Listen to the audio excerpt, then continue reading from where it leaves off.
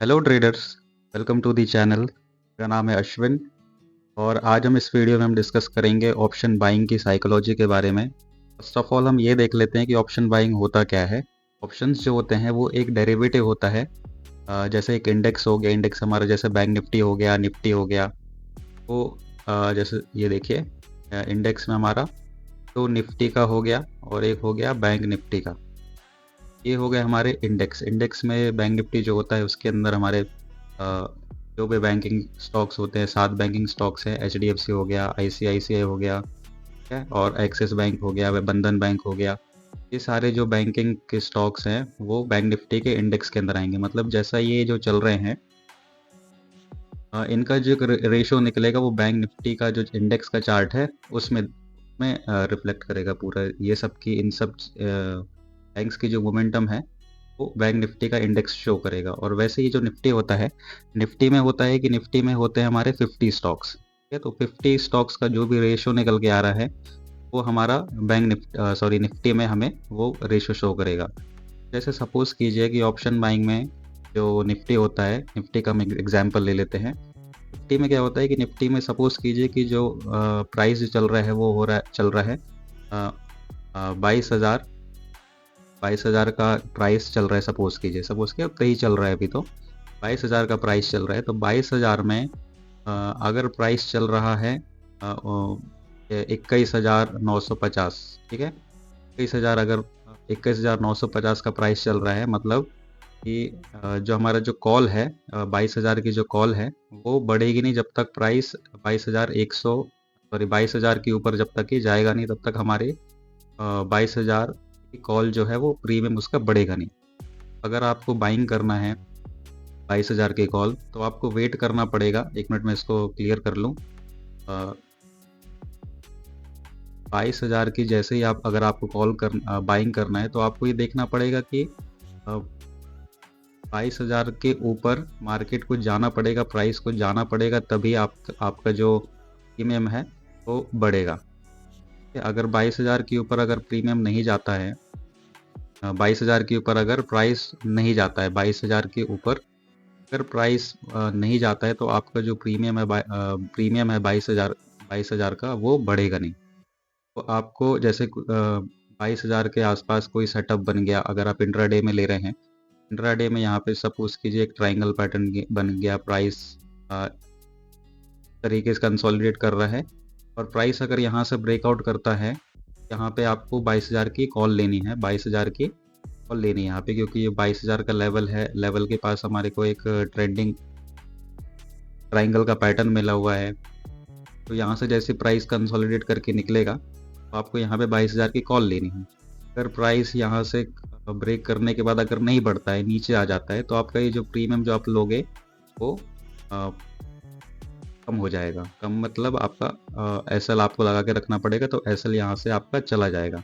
ऐसे ही सेम होता है कि 22,100 पे प्राइस जो है वो चल रहा है और आपने ले रखा है कॉल, आपने ले रखी है यहाँ पे कॉल, और प्राइस अगर इस चीज़ 22,000 के ऊपर अगर नहीं जा रहा है तो प्रीमियम आपका डिके हो जाएगा। और यहाँ पे आपका जितने भी अगर आपने 70 पे बाई किया है तो ये 70 का जो प्रीमियम है वो आपका यहाँ पे हो जाएगा जीरो, अगर आप एक्सपायरी तक अगर आप वेट करते हैं तब। अगर आप इंट्राडे में अगर स्कैल्पिंग करते हैं या क्विक टाइम के लिए अगर आप बाइंग करते हैं तो आपको मोमेंटम बहुत ज़रूरी है। मोमेंटम वो फिर कैसे भी हो सकते हैं, जैसे कि ट्रायंगल का मैंने उदाहरण बताया कि ट्रायंगल पैटर्न का ब्रेकआउट आता है तब आप बाई कर सकते हैं, या तो फिर कोई रेंज बन जाए, ठीक है। एक रेंज बन जाए, रेंज बनने के बाद जैसे इस रेंज को ब्रेकआउट करता है तो उस रेंज में जैसे ब्रेकआउट करेगा तो आप इसको यहाँ पे एक कॉल बाई कर सकते हैं। अगर ये नीचे की तरफ ब्रेक कर रहा है तो आप यहाँ पे पुट बाई कर सकते हैं। अगर 22,000 का लेवल या कोई सा भी लेवल, जिस लेवल पे मार्केट चल रहा है, तो उस लेवल पे आप बाई सेल कर सकते हैं। आपको प्राइस का नॉलेज अच्छे से होना चाहिए कि वहाँ पे कितने टाइम पे प्राइस निकलेगा। अगर क्योंकि ऑप्शंस बाइंग में क्या होता है कि हमको पहले टाइम मैच करना पड़ेगा। मैच मतलब अगर आपने बाइंग कर रहे हो और बाइंग करने के बाद अगर प्राइस नहीं चलता है तो आपका प्रीमियम वहाँ पे डिके होगा। अगर आप बाइंग करते हैं और तुरंत प्राइस चलता है कोई सा भी, जैसे सपोज कीजिए कि ये जो ब्रेकआउट आया है ये वाला ट्राइंगल पैटर्न का, अगर यहाँ से ब्रेकआउट कर रहा है तुरंत, अगर प्राइस चल रहा है तो यहाँ पे आपको प्रीमियम में बढ़ोतरी दिखेगी, प्राइस विल इंक्रीज। लेकिन अगर प्राइस अगर नहीं बढ़ता है, ब्रेकआउट करने के बाद यहाँ पे होल्ड करता है, तो आपका प्रीमियम यहाँ पे बढ़ेगा नहीं, ऊपर से डिके होगा। अगर एक्सपायरी का दिन है, एक्सपायरी जो होती है हमारी थर्सडे के दिन निफ्टी में, और बैंक निफ्टी की जो होती है वो वेडनेसडे के दिन होती है। अगर प्राइस मूवमेंट ऊपर नहीं कर रहा है तो आपका यहाँ पे प्राइस डिके होने लगेगा और आपको यहाँ पे कुछ प्रॉफिट नहीं होगा। तो आपको सबसे पहले देखना है कि मोमेंटम सबसे पहले कहाँ पे आ रहा है। मोमेंटम अगर आप कैच करना सीख गए तो आप प्रीमियम को आप बाइंग कर सकते हैं, और इसमें आप 1:2 या 1:3 का आप रेशियो बना सकते हैं। ये सबसे ज़रूरी होता है ऑप्शंस बाइंग में, कि जहाँ सबसे पहले मोमेंटम अगर आपको दिख रहा है, तो ही आप बाई कीजिए। अगर आपको मोमेंटम बिल्कुल नहीं दिख रहा है, वहाँ पे आप बिल्कुल बाई मत करिए, क्योंकि ऑप्शंस में सबसे ज़्यादा जो इम्पोर्टेंस होती है वो आपकी मोमेंटम का। अगर आप ऑप्शन सेलर करते हैं, सेलर्स का काम ये है कि एक बार वो सेल करके बैठ गए और ऊपर से वो कुछ नहीं करते हैं उसके बाद सिर्फ अपनी पोजीशन मैनेज करेंगे, और जब तक उनका जिस लेवल पे सपोज कीजिए उनने अगर 90 पे उनने सेल किया है तो पूरा जीरो होने तक वेट करते हैं। अगर उनको प्राइस में कुछ रिवर्सल होता है तो अपनी कुछ एडजस्टमेंट्स करेंगे। पर जो ऑप्शन बाइंग होता है, ऑप्शन बाइंग में आपको मोमेंटम चाहिए। अगर मोमेंटम नहीं आ रहा है तो आपका प्रीमियम बढ़ेगा नहीं, क्योंकि ऑप्शंस जो होता है वो थोड़ा सा रिस्की होता है। रिस्की इसलिए होता है कि मार्केट भी अगर आप देखोगे कि हर दिन एक ट्रेंडिंग मार्केट नहीं जाएगा, आपको बीच में साइडवेज मार्केट देखेंगे, बहुत ही कम देखेगा कि आपको यहाँ पे ट्रेंडिंग मार्केट अप ऊपर की तरफ या ट्रेंडिंग मार्केट डाउन की तरफ होगा। तो आपको ना ये मोमेंटम भी कैच करना आना पड़ेगा। कोई भी जैसे ट्रेंड लाइन का रिजेक्शन आ गया तो यहाँ पे आपने पुट बाय कर लिया। अगर ऊपर की तरफ जा रहा है, ऊपर में आपने यहाँ पे एक कॉल बाइंग कर ली सपोर्ट देख के, तो वो उस हिसाब से आप ऑप्शंस को बाइंग कर सकते हैं। लेकिन अगर साइडवेज मार्केट में अगर हम ऑप्शंस को हम बाइंग करेंगे या सेलिंग करेंगे तो हमको यहाँ पे कोई प्रॉफिट नहीं होने वाला है, ऊपर से हमें यहाँ पे लॉस हो जाएगा, क्योंकि जब तक प्राइस बढ़ेगा नहीं तब तक हमारा प्रीमियम बढ़ेगा नहीं। ठीक है, अगर नीचे भी जाता है, अगर प्राइस जब तक नीचे नहीं जाएगा तब तक आपका पुट का ऑप्शन नहीं बढ़ेगा। इसलिए आपको सबसे पहले ये देखना है कि यहाँ पे आपको मोमेंटम बहुत ज़रूरी है। ये हमारा जो फर्स्ट पार्ट है, हम सिर्फ मोमेंटम के बारे में बता रहे हैं आपको यहाँ पे। यहाँ पे अगर आपको मोमेंटम नहीं आता है तो आपका कॉल बढ़ेगा नहीं और पुट भी बढ़ेगा नहीं, अगर प्राइस साइडवेज है या रेंज में है। सबसे ज़रूरी ये है कि आपको एक मोमेंटम देखना है, एक पैटर्न आइडेंटिफाई करना है। एक ही पैटर्न पे आप काम करिए, और वो पैटर्न वर्क करता है तो आप उसको बैक टेस्ट करिए, अच्छे से करिए, और उसके बाद आप उस पर ट्रेड्स ले सकते हैं।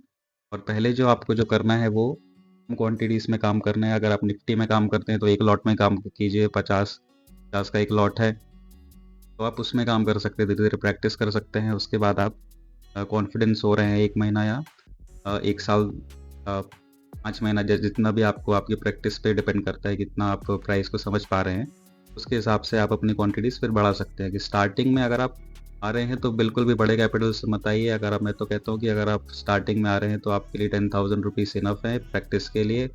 एक लॉट आ जाएगा आपका 5,000 रुपये में भी आ जाएगा, अकॉर्डिंग टू प्रीमियम, जितने का प्रीमियम है उसके हिसाब से आपको प्रीमियम के पास पैसे देना पड़ते हैं। अगर जैसे प्रीमियम अगर आपको मिल रहा है अगर 90 रुपये का, सॉरी अगर 50 रुपये का अगर आपको प्रीमियम मिल रहा है, 50 इंटू 50 कर लोगे तो 5,000 के आसपास समथिंग आपको लगेगा, तो 5,000 में एक लॉट बाई हो जाएगा। उसके उसके हिसाब से आप ऑप्शंस को आप बाई सेल कर सकते हो और प्रैक्टिस कर सकते हो एक लॉट में खाली।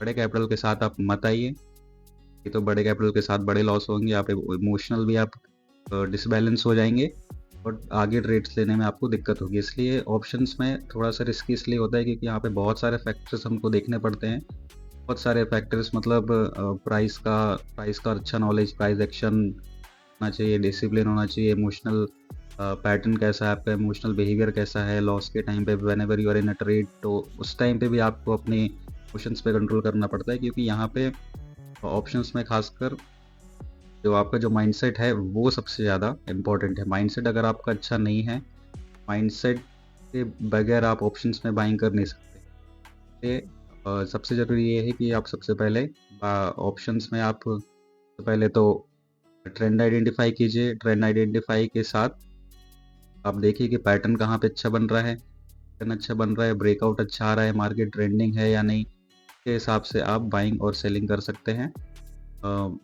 इसमें। और याद रखिए सबसे पहले आपको प्रैक्टिस की ज़रूरत है। Without practice don't trade with a big capital और बिग मनी। वीडियो में इतना ही। नेक्स्ट वीडियो में हम डिस्कस करने वाले हैं रिस्क मैनेजमेंट के बारे में। और इस वीडियो में अगर आपको कुछ चीज़ अच्छी लगी तो आप कमेंट्स करके आप ज़रूर बता सकते हैं, और कुछ भी डाउट्स है तो आप वो भी कमेंट कर सकते हैं। लाइक कीजिए, सब्सक्राइब कीजिए इस चैनल को। चैनल थोड़ा अभी नया है, धीरे धीरे हम इसको इम्प्रूव करेंगे और बहुत सारी लर्निंग्स आपको इस वीडियो में आपको आगे सिखाऊंगा।